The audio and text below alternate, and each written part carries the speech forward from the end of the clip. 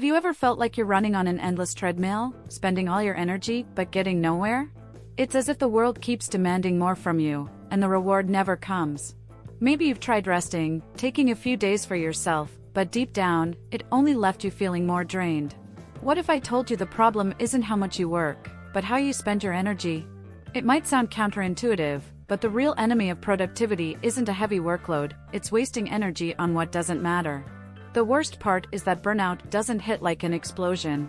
It creeps in slowly, disguised as "I just need to finish this," or "things will get better after my vacation." But will they really? Today, I'm going to show you how to spot the invisible energy thieves around you and, most importantly, how to take back control before it's too late. You're about to learn how to transform your routine from the inside out, shifting your focus to what truly matters. And in doing so, you'll realize that living with ease and purpose isn't just possible, it's absolutely necessary. Are you ready to change the way you use your energy? Burnout misconceptions. Many people believe burnout is simply the result of working too much, like it's just an overloaded schedule. But the reality is much deeper. Imagine someone trying to put out fires with a bucket full of holes. They're always rushing, yet the fire never gets extinguished. The truth is, the kind of rest that truly heals burnout isn't just taking a vacation or sleeping in on a Sunday. It's about renewal, the kind of rest that lets your mind breathe. Think about that moment when you sit down and feel like everything is okay, even if the world outside is a mess. That's the kind of rest we're talking about. Another common misconception is thinking that fighting burnout is simply about working less. But is it? Imagine a car. It doesn't matter how slowly you drive if the engine is broken, it's going to break down anyway. Similarly, the environment we live in, the expectations we face, and even our inner pressures could be draining our energy without us realizing it. Combating burnout is like fine-tuning an engine. Slowing down won't help if the problem is how you're running. And then there's recovery. Some people think switching off is enough, but in practice, this can become just another task. Have you ever tried to relax and ended up feeling even more tired? That's because real rest is what fills you up, what brings joy to the small things. For instance, why not try something new, like learning an instrument or taking a walk in the park without a destination? Sometimes, it's in these simple spaces that we find what we really need. But what if even that doesn't seem to be enough? Energy management pitfalls. Managing energy is much more than just slowing down or cutting a few tasks from your day. It's about understanding what truly drains you. Imagine being at a party where you don't know anyone and have to pretend you're interested in conversations that don't engage you.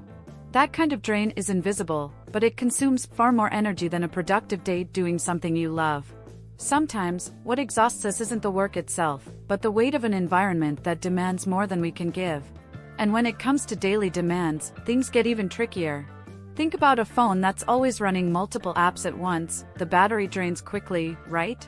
It's the same with our energy. Small daily decisions, like picking out what to wear, solving minor problems, or even worrying about what others think, chip away at our strength without us noticing. What can you do to reduce this? For example, simplify your routine by planning your outfits for the week or delegating small tasks. Another common mistake is thinking rest alone solves everything. But sometimes, what we need is a change in our surroundings. Have you noticed how a constructive conversation can energize you, while a critical environment leaves you drained? Start by identifying what exhausts you and what recharges you. A good tip is to keep a journal, noting moments when you felt depleted or energized. These insights can be invaluable for adjusting your daily life. And speaking of adjustments, recovery as work. Recovering energy seems simple, but in practice, it often turns into yet another item on the to-do list. Imagine you're watering plants with a heavy watering can that keeps leaking. With every step, you feel like you're carrying less and less. That's what it feels like to try and rest, but turning rest into something mechanical, without really feeling the benefit. Watching a movie to relax, but not paying attention to the story, or going out with friends to unwind, but checking your phone every minute, is that really resting?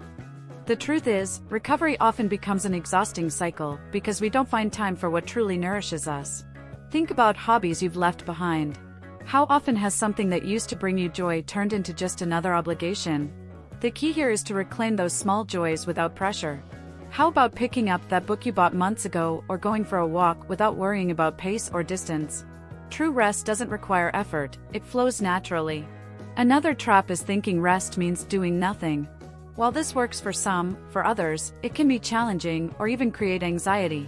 In that case, try something active and refreshing, cook a new recipe, dance to your favorite music, or even take care of a garden. Recovery isn't about stopping, it's about renewing. And as you discover what works for you, a bigger question arises: are you carrying what truly matters? Adjusting the load. The solution to exhaustion isn't always doing less, but carrying things better. Picture a backpack stuffed with useless things, books you'll never read, clothes you won't wear, even an empty water bottle. Sound familiar?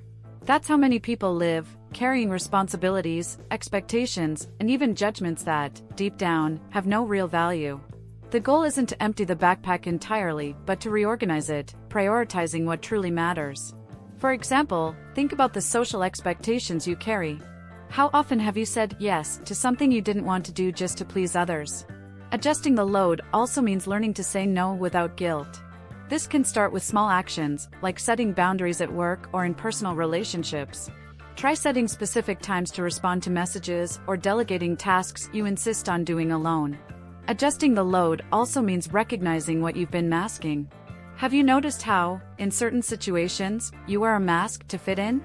Maybe at work, with a constant smile, or at home, pretending everything is okay when it's not. Gradually removing these masks might seem scary, but it brings immense relief. After all, being authentic isn't just a right, it's a necessity for living lightly.